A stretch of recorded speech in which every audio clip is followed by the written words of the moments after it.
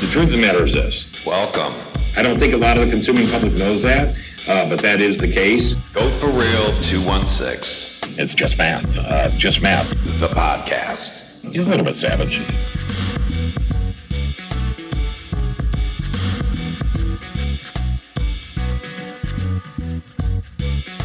Okay, here we are. We're here. We started at the bottom, now we're here. You know what I mean? What's up, Eva B? Not much, Sean P. What's up? So this is the first episode of the goatforreal216 podcast. Woo. And we're super stoked. Very Gives excited. us an opportunity to talk about the car business, the car industry in general. If you're a car business employee or if you're thinking about buying a car, this podcast could definitely be beneficial for you. So hope you don't hate us too much. Have a little fun with us while we're doing all that. Eva, you want to thank anybody? You want to say hi? Definitely shout out to our sponsor, Sky Blue Credit Repair. Awesome. I will tell you a little bit more about that later, but shout out to them. Awesome people. So why'd we do a podcast? We don't, we have quite a following on TikTok and social media. And what we found is that people just have a genuine interest in the automotive industry.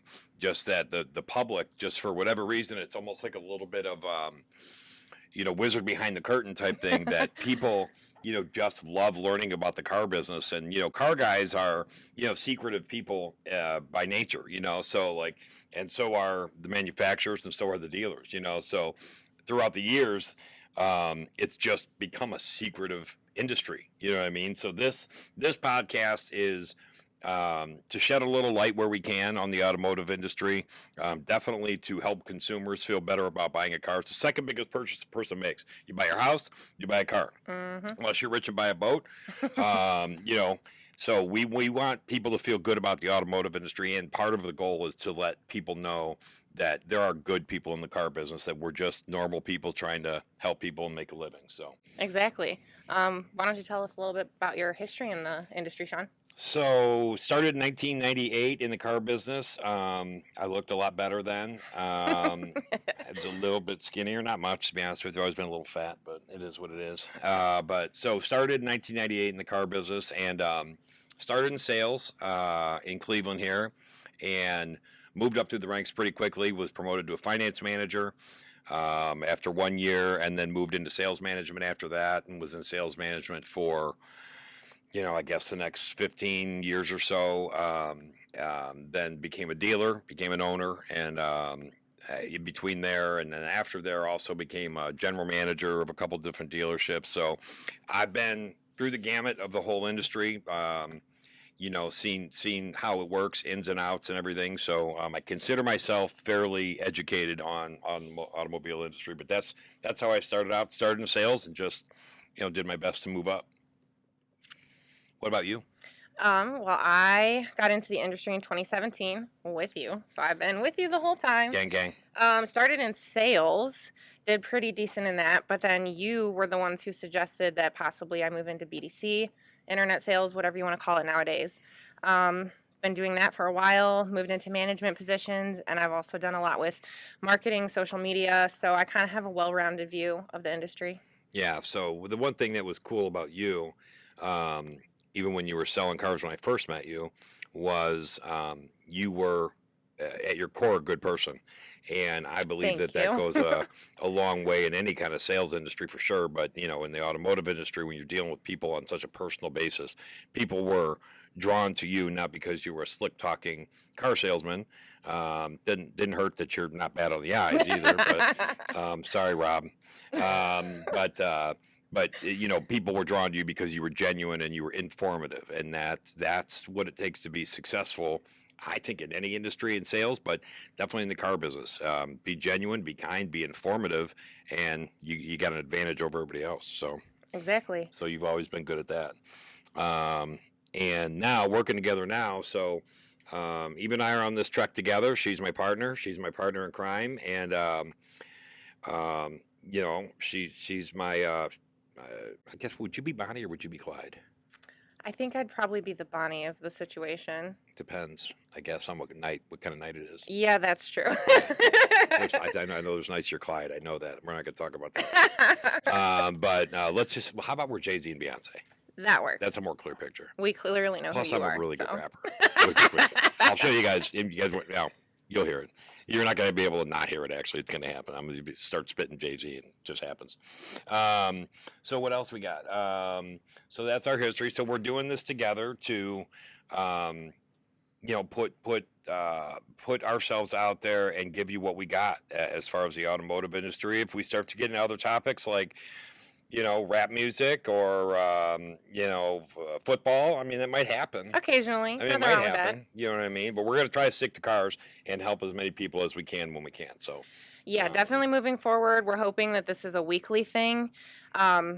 You're here today, so be expecting another one of these next week and many, many weeks moving forward. Anytime you have suggestions, always leave comments. We would love to get more ideas for content, but that's the general breakdown of when you should be expecting podcasts from us. So what's going to happen next is we are on our first episode. We have decided to have a guest. Ooh. And the guest that we're going to have is a very, very, very close friend of mine. And he's a car salesman. And we thought it would be good to have a car salesman on to answer some of the questions for content. What we've done for this first episode, we get so many questions on social media about the car business. People want to buy car. I mean, guys, if you're on my TikTok and I haven't answered you, I'm going to. I promise. I'm not dead. I'm going to answer you. You're not important, but it is a full-time job getting back to all the responses, man. Eva helps me on other platforms, and it's overwhelming. But we thought it would be cool to answer questions that regular people have genuinely asked through our social media platforms, and I'd like some of those answered by a car salesman, because again, I think it's important that people get to see there are car salesmen out there that are just regular guys trying to make a living, you know what I mean, and they have honest feelings to honest questions and answers and all that. So his name is Jimmy Vega. James R. Vega, we like to call him. But Jimmy Vega, he's here from Cleveland, and he's going to be our first guest when we get back. And do your best to cover your ears when he does his laugh, because it's going to, you might love it, but it might annoy you. But it's case by case basis. So. All right, so we'll see you guys in just a minute. Alrighty. So, Eva, I wanted to tell you how proud I am of you that you got your credit score up here recently. Thank you. I did. I got a car, I got a house, and I really couldn't have done any of that had you not suggested Sky Blue. Yeah, Sky Blue Credit Repair is the most powerful solution to dispute issues on your credit reports and improve your credit scores. Yeah, and it was really affordable, too. Yeah, it's only $79 a month, and they can help you identify what to dispute. They work fast, helping clean up your credit within 35 days. No upgrades, no hidden fees. Yeah, it is really great for sure. And if anybody else would like to check them out, you can find them at goatforreal216.info or click the link in the show notes. Holler. All right, we are back. Thank you again to Sky Blue Credit Repair for all that information and sponsoring this episode. There's links in the bio, so you can definitely check that out afterwards. Sean, why don't you tell us a little bit about our special guest? Yeah, thanks again to Sky Blue, by the way. Great guys, great people. Thanks, Ben. So we have a guest tonight, and he is a very good friend of mine, someone that I met through the car business and struck up a friendship with, and he's currently a professional automobile salesperson at a local dealership here in Cleveland. Jimmy Vega. Welcome, Jimmy. How you doing, buddy? Jimmy. Thanks, guys. Doing good. Good. Glad to have you on, man. It's you give me a little bit of comfort having another friend here, kind of to get me through the first episode. You know. That's good. At least one of us are comfortable. So.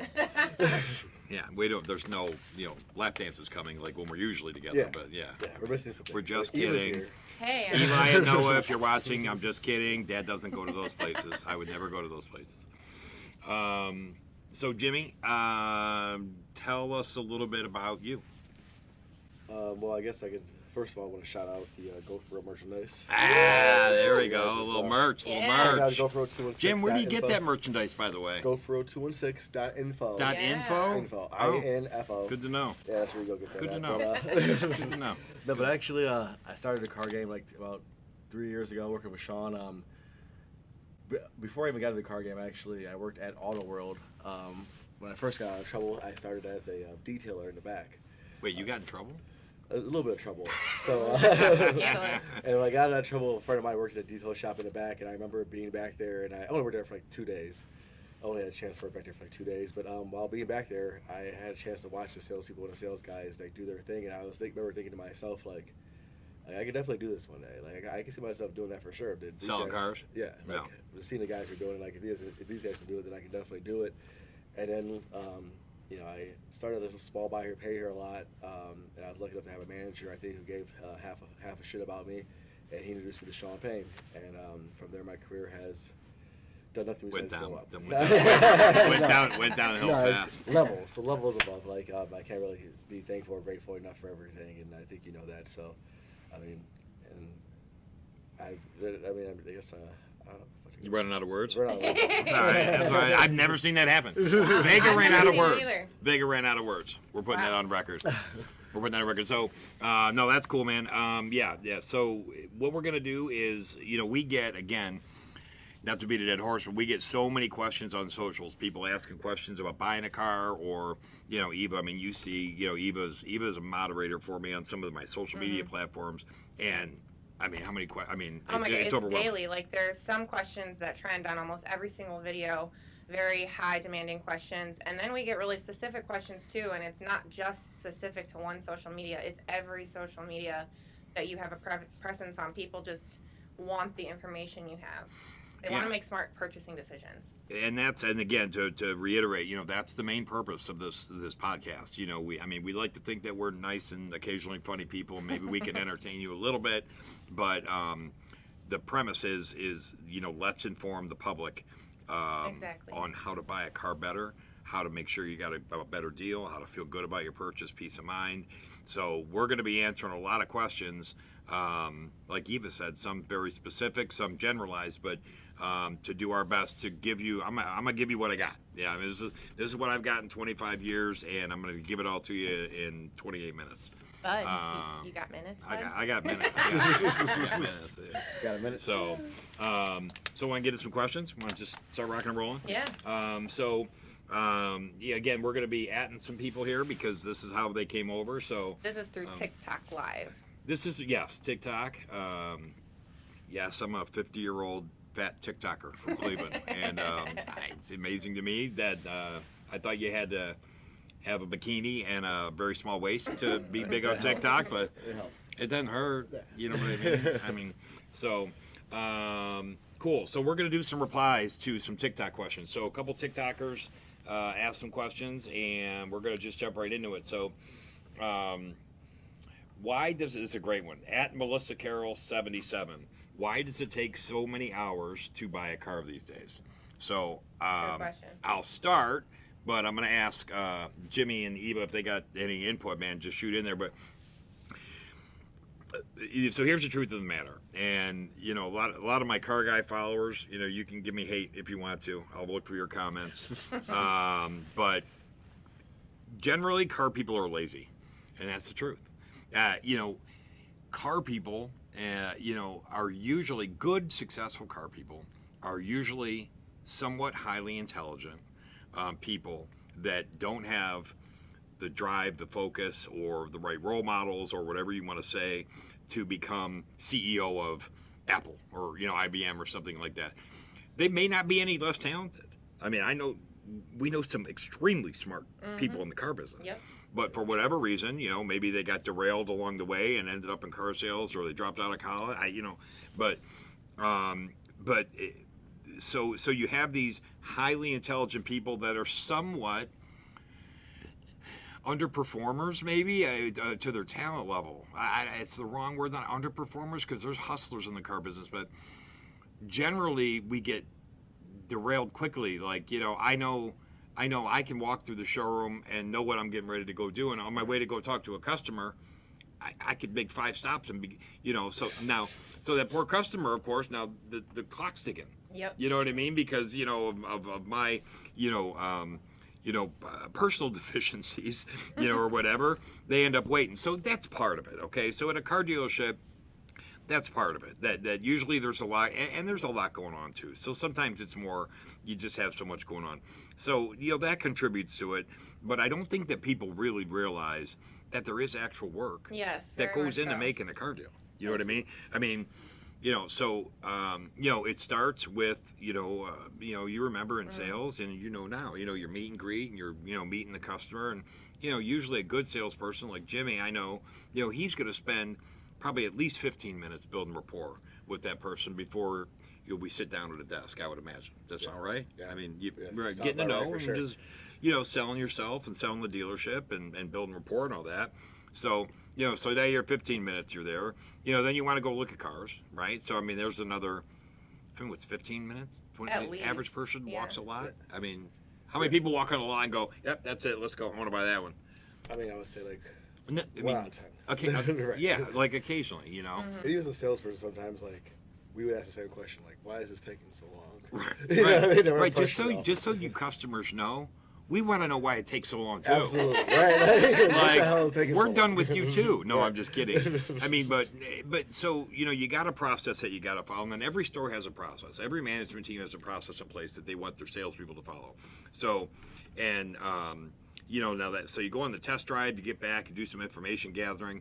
I mean, before you've really done much, you're a half hour in. At minimum. You're a half hour in, Before we material right? go in, I would say. So. Exactly. Then you got, okay, now we're going to talk about numbers. Well, let's back up. Now we're going to talk about maybe you're doing a credit app, right? It's a finance deal or whatever. Right. So there's another 10 minutes to gather a good credit application. If you have less than perfect credit, we may need some kind of STIPs, Exactly. proof of income or proof of residence and stuff like that, pay stubs and whatnot. So, but then we get the credit app up to the sales manager or the finance manager. We're an hour.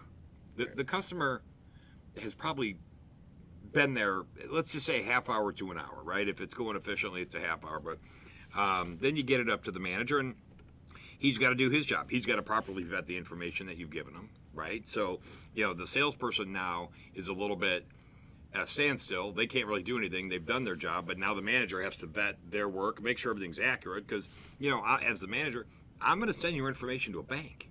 I mean, I'm going to send your possible transaction to a lender. So I have to be accurate. So I'm going to double and triple check. Love you like a brother. Love you like a brother. My paperwork is always fantastic. Like, I had the Worst best paperwork in the tri-state area? Absolutely not. I mean, would you say tri-state area for sure?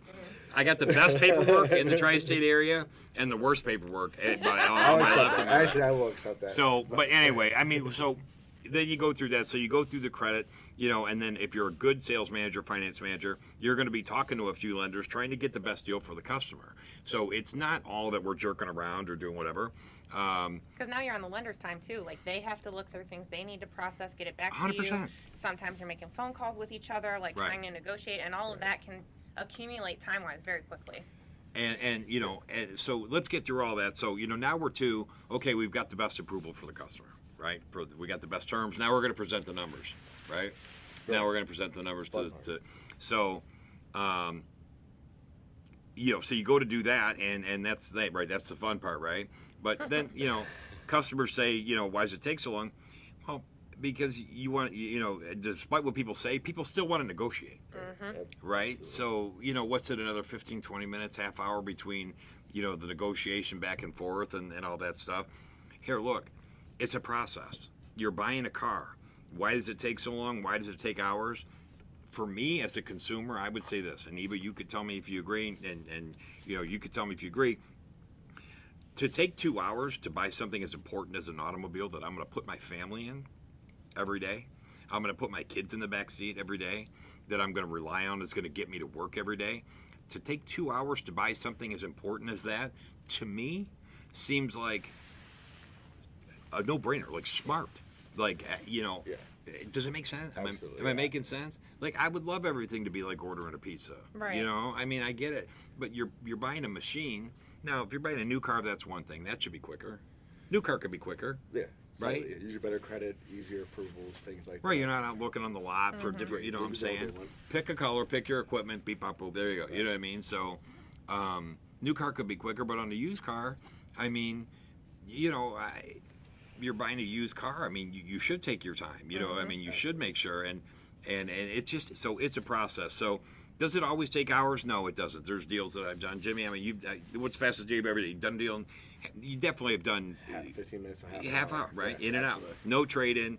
Maybe it's a cash deal, Right, or something like that. So, but the real reason is that there's a process that most companies make sure that their employees are following, and that's why it takes a long time sometimes. On top of the fact that we're a little ADHD, you know what I mean, and you know what I mean, and plus we gotta like get a cigarette, and I mean, I gotta have my coffee. my coffee's gotta get here before I can come talk to you. I gotta be properly caffeinated. Yep. Yeah, so that's a lot of it. So should the process be quicker, Jimmy? You think it should? Could we do better at being quicker? As a sales rep, I always think the process can be a little bit quicker, and it's manager's fault that it's not as fast as I want it to be. Yeah, it's But yeah. no, I'm just joking. No. But, seriously, no. I mean, it all depends again, like on the customer. But I think as an average, I think we do a great job of getting people in and out at an efficient time for, like, as you said, like for the purchase of what they're about to be purchasing. I mean, time efficiency seems about 2.5 to 3 hours, I would say. Seems about right. For a purchase like that, you know what I mean? I mean, even your homeowner. I mean, you don't buy a home in 2 hours. Definitely not. That's months. You buy 2 weeks, 2 months. So it's a car, guys. I mean, so I know it's a painstaking process. You know that, and people they say, and I read this a long time ago. The number one thing people hate doing in the world is going to the dentist. Number 2 is buying a car. They hate doing it. Accurate. So it probably feels a lot longer to these people sometimes than it is. Because when I'm at the dentist, if I'm there for an hour, I feel like I've been there 6 years. Yeah, at like least. I feel like I went through a decade. You know what I Right. mean? So it probably feels the same way for customers. But Right. Buying So- a car is a lot more fun than going to dentist, though. I mean, you're not just sitting there with your mouth I open. mean, yeah. Yeah, so we have that going for us. Yeah, it depends on what they give you. Sometimes the dentist, you can't. You're leaving. It's okay. Feedback. So anyway, but that was a good question. Honestly, I do understand it. But that's Melissa Carroll 77. So I hope it gave you some answer. There's some insight with our with our feedback. But so another one here is what is it true? No matter your credit score, if you put enough money down, a bank will finance you. And this is at Joseph A. 1100.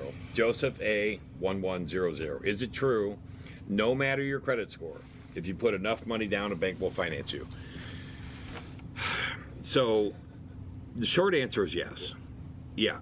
I mean, if the car's $20,000 and you put $15,000 down, I'm getting you financed. Right. You know what I'm Right. saying? I mean, I've had this. there is a threshold where the lender is going to say, okay, I'll take a risk at that. Yeah, okay. Car's worth 20. You're gonna my exposure on this deal is going to be 5,000, 7,000, 8,000. Yeah, I'll take that risk, and I hope they repo. Right. And that when you put that, because then the bank's like, I hope you mess up.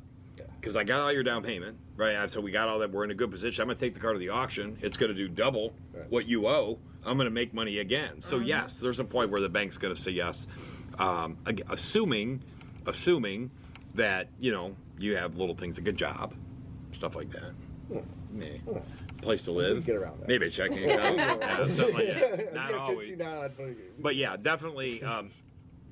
Money can buy you into a car deal pretty much. I mean, there are very rare cases where no matter how much down, you can't get somebody approved on something. Then the question though becomes, will they take what the bank will give them? That's a whole other thing. But yeah, so that's a good question. I'm going to pose this one to Jimmy. This is at Mike 051972. Mike, I bet you Mike was born in May of 1972. What do you think? Good guess. Me too. Probably. That's how. Me too. May 1972, Mike. That's when I was born. So you're older than me though, because mine's like the 28th. So you're probably older than me. I'm sorry. I'm talking odds. So at Mike 051972, Gemini. He's a Gemini, by the way. What is one piece of advice, Jimmy, if you want to take it, what is one piece of advice you give to anyone starting in sales? Work for Sean. Just Yeah, kidding. absolutely. I mean, I would say get to a dealership. Give yourself having the right dealership, I guess, is like really important. You just have a dealership where your manager believes in you. You have the right, they're selling. They have the right type of process there. If you're just beginning selling cars, you have no like other sales experience. I would say that'd be the, just because you don't succeed at one place doesn't mean there's not another place for you. So don't be Definitely afraid finding a good. Yeah, if you find Sean, wherever he's at. I'm always hiring. I mean, it's not that hard to find you right now. Pretty Yeah. much everybody's got your socials, so. Yeah. Right, yeah. We don't have that, So you would say one piece that new salesman. I'm a new salesman. I come up to you. You're a crafty veteran at the dealership. I come to you. I say, Jimmy, you're Jim Vega. You're the superstar here. I mean, you're the number one guy. Give me one slice of your brain. What's that one piece of advice? I guess if I'm at a dealership, that's already a great dealership. So I would probably say just control your mind. I guess I would say control the money, like managing the money, control your nut, because that's kind of big in the car business. Like on the personal side, you're saying your own personal finances. Yeah, that's absolutely. That's a great answer. Like, I just think it's usually 1 month you have one great month where you'll make 15, 20 grand, and then next 2 months later you're making 3 to 5 G's, and you're like, what just happened? And from a person that's never sold cars or never been in the sales business before, it can be hard to kind of grasp when you're used to making a certain. That's great advice. That's great advice. Yeah, I mean, how many people have we seen? Guy takes off selling cars. He starts knocking down 15, 20 grand a month, which to him, what I mean, he feels like it's. He's making 200 grand a month or whatever, and but these guys, what happens is you start making that kind of money, especially if you come from nothing, like me, like Jimmy. You know what I'm saying? Like you come from nothing, you start making that kind of money. I'm gonna make it every month. Right. I could spend it all. You know what I mean? Because I'm gonna do it every month, and then what happens is, and I think what you're saying, I mean, it could be somewhat your fault, but it could just be the market. The market shifts. Yeah, absolutely. I mean, and it happens to everybody, I think. I mean, if you come from a background like ours, the first time you get that first paycheck, that shit's gone. You go from making 3 G's a month, or legally making a 9 to 5 jobless, so you're making like 28 to 35. What's the average American make? 4 grand a month, and now you're making 15 grand on your first paycheck. You're just like, shh. What can I buy? A lot of happy exotic dancers. Yeah. When you got that, when you got that first paycheck, For sure, wasn't yes. it? No, it was a great time. You're just contributing to the economy. I had to keep the economy going. That was my goal sure. in the situation. You're a good person, dude. I try. So no, but that's great advice. Yeah, I mean, people forget. Yes, you can control what happens at work, but man, and this is one thing that I struggled with for a long time. I mean, I'm older now, I'm a little better, but managing your personal finances is key to success, because there are going to be ebbs and flows. No question about it. Yeah, There's going to be ebbs and flows. And when you're down, like everybody knows, the customer knows you're down. Like, so now you're selling out of like desperation almost. Yeah, and so fear. Yeah, exactly. You change your whole sales process. Like, I've been there before. Like, I've had my months that Sean can tell you more than anybody. I had to come to him for a couple loans. Like, I had my months where I made like 15, and then I'm like, dude, you just bought a Range Rover. Yeah. What are you talking about? Yeah, you just bought a Range Rover last month. Money Yeah. management is not what I'm good at. Emotion, you know what I'm saying? The emotions you go through while you're broke is key, I feel like. And then if you have that bank account, and then after a while you start learning to start saving money, and then you no longer have those months where you're just selling out of fear, like almost, because the customer feels that vibe from you. They know, For sure. like, 100%. yeah, when you're broke, they know it. They smell broke salespeople. Like, 100%. And it's like a downward spiral, too, because Yeah. once you start selling out of fear and desperation, the customer does sense that, and now your grosses go down. Absolutely. Because you're just, taking cars away. I mean, they're asking for a discount, and you're saying yes because you just got to move a unit. You know what I mean? So it's a downward spiral. Absolutely. You know what I mean? That happens. For sure. That was good. I didn't Yeah. expect something so intelligent out of you. I tried. That was impressive. That was I impressed impressive. myself with that. Next question I wanted to talk about a little bit, and I wanted to ask Eva this. So Eva has heavy experience in BDC management as well as sales. So I wanted to, what is, I'm sorry, here, where'd it go? Okay. What's your favorite part about doing what you do at work? This is at Dylan_0012. At Dylan_0012. What's your favorite part about doing what you do at work? I think that would mean in the car business. What's your favorite part about working in the car business? I mean, kind of just for anybody that might not know, a brief explanation. BDC is kind of the beginner process for sales.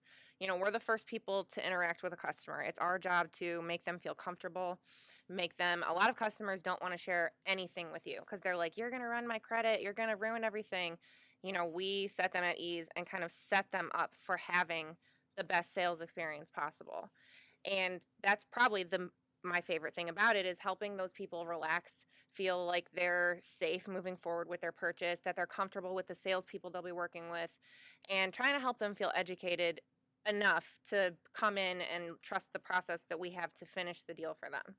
Yeah. Yeah, it's a good feeling when you get somebody, when you've earned someone's trust. Yes, I think is what you're saying. You enjoy that part of it. You're good at that too, and it is a good feeling when you have somebody, when you can tell that they've bought into the idea that you're looking out for their best. And yes, you're there to make a commission. Let's get that out of the way. Right. I'm here to make money off you. Right, Period. exactly. In the story. My job is take money out of your pocket and put it in mine. Okay, now that we're past that, at the same time, I can also be a decent human and look out for your best interests and make my decisions based on how I proceed, based on what I think you and your family need or want, if it's a want purchase at that time. So, but that's true. When you get somebody's trust like that, it's a great feeling. So let's see. And okay, so can you buy a new car only making $50K per year? At Business Funder says, can you buy a new car only making $50K per year? So yeah. I mean, yeah. I mean, you can definitely. So what he's asking about ultimately is payment to income. He's asking, if I make $50K a year, can I afford a new car? So that you relate that to what's called payment to income, which is what the lenders look at in making their lending decisions. And one day we'll have my sister on here, who was a credit buyer at one of the major lenders here. She will explain it better. But so it's all based on PTI. So if somebody makes $4,000 a month in this case, let's say $50,000 a year. So most lenders are going to lend you based on a 15% PTI percentage on average. If you're subprime credit, it might be 10 or 12%. So if you make $4,000 a year, the lender's going to want to give you, at 10% a $400 payment, or a $480 payment at 12%. But for people, the average American, 650, 670 credit score, whatever it is, they're going to get 15% PTI on average, maybe 16, 17. So $4K a month is going to give you a payment at 15% of $600 a month. So if you take that $600 a month and you back that into a sale price, and you use $20 per thousand on average, is that's the going thing. It's always $20 per thousand financed. So every thousand you finance is $20 a month, basically. So if you back off of that 30,000, so yeah, you're going to be at 600 a month. So it's 20,000. What is that? $20,000. Am I doing my math right? I think so. I'm not 20%. No, that's it. Yeah. So yeah. So to get to 600 a month, I mean, yeah. So you want to? No, it's fine. It's about 30,000. Yeah, 20,000. Yeah, $20 per thousand would be 600 a month. Jesus. So you're talking about $30,000 amount to finance. It's about what the lender is going to give you if you make 4K. Does that make sense? So if you make 4K, 15% is 600 a month, right? 600 a month equals about $30,000 financed at $20 per thousand. Sounds perfect to me. It sounds great. Yeah. What kind of car can I sell it, guys? Yeah. No, I mean, so you're like, can I get in two? Yeah. $15,000 car. So yes, the answer is yes. Now, What kind of car do you what's buy? that buy you $30,000 today? Jimmy, at your store. Jimmy works at a Kia store. Jimmy, what's that buy you $30,000? What's that buy at a Kia store today? Sedan-wise, we can say Forte, Rio, or Does it get you an Optima?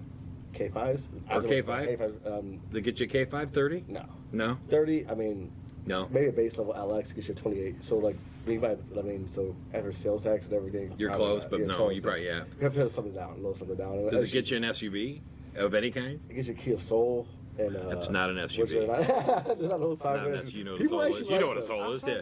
I do. People like them, and then the new Kia Seltos, I guess, and possibly get you in there. But the market's changed so much that these days 30,000 doesn't buy you much. Just to be honest with you. And then all depends on what dealership you're looking at. Is a dealership sell over MSRP still or not, which is a whole different topic we can get into. But Yeah. I mean, should it? Yeah. But I like these questions. Some of these are consumer based, some of these are car guys, I can tell. So hopefully we're answering the right questions. Hopefully we're going to be somewhat informative, right, with this. I mean, that's the idea, is to help people, inform people, have a little fun while we do it. right? Have a little fun, maybe get somebody pregnant. Not And a podcast. yeah, I mean, You can wash out. yeah. And but no, so that again, that's the goal, guys. So if you're watching this, we can't thank you enough. I mean, it's so cool that we're doing this and able to put this out here. And the whole goal is to, again, help people understand the car business. Maybe take a little bit of the stain off of it, right? For some people, I mean, I think it'd be cool to do. And if you're in the car business, to help you too. You know what I mean? I mean, we have experience here. I mean, we want to, help people in the business be better in the business, and make both sides, somehow more informed and better if we can. And I think we're on our way to maybe doing that. For sure. I mean, and thank you, Jimmy, for being our first ever special Being guest on our the first podcast. guest. That's awesome. Anything in particular, in episodes moving forward that you're feeling excited about? Yeah, man. I mean, I think it's going to be super cool. I think it's going to be super cool when people start watching this and they realize, when they start to get the format and and what they can ask and just start to, I don't know, like I love meeting people and finding out what it is that drives them, I guess. You know what I mean? I think this is going to be cool, like getting questions from people. I think they're going to get a lot more detailed and not as general. I think they're going to get a lot more personal, and I think that'll be really cool because for me, again, it's always been about, if I can help you grow, whether it's as a car buyer, become a better buyer, but certainly as a car person, if I somehow have learned something that I can give you and help your life and enhance your life, dude, that's awesome. I mean, there's nothing better, you know what I mean, in the world. So I'm excited to meet people. I'm excited to obviously work with you and the guests that we're going to have on in the future. There's going to be some cool people coming on here, and I'm excited to work with Sky Blue. Those guys are awesome. 100%. So yeah, I'm stoked about the whole thing. Awesome. Well, I think that's it for this week. All right, gang. All All right. right. Bye, guys. All right. Thanks. I appreciate it. Everybody, that's a wrap. Want to thank everybody for listening. As always, if you got any suggestions for future episodes, please do not hesitate to reach out on social or all the other platforms that are out there. You can get a hold of Eva. Obviously, she's the boss around here. So anyways, follow me on TikTok at goatforreal216. Facebook, same, goatforreal216. Instagram, goatforreal216. And my bio page, goatforreal216.info. We always have more coming on social media, more episodes on all the platforms, a lot of cool stuff coming out. So make sure you check us out. Yes, and make sure to find me across all social platforms. You can find me at Eva Bretttrager. That's EVABRETTRAGER. Rager. TikTok, Facebook, Instagram, Twitter. You can also find my website, evabretttrager.com. And I want to thank our special guest today. It's always we're blessed to have cool people that we know that want to come on the show and share their experience. So thanks again. Yes, and as always, we want to thank our sponsor for this week's episode, Sky Blue Credit Repair. You can find it at goatforreal216.info or the link in the bio page. Holla! Holla!